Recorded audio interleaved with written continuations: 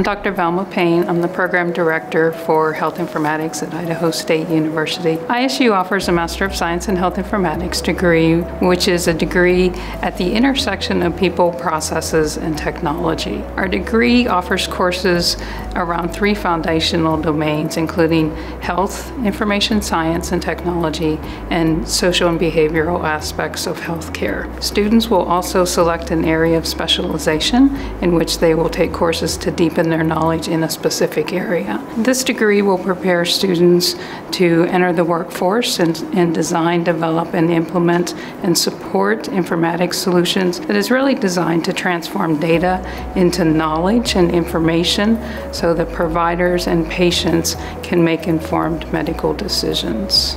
It's a multidisciplinary field, and we take students from diverse backgrounds. They take courses in health, so they learn about the U.S. health system and they learn about federal regulations, but they also take technical courses. So they do take computer programming, they do take database, they take health information governance courses, they take courses in managing health informatics projects.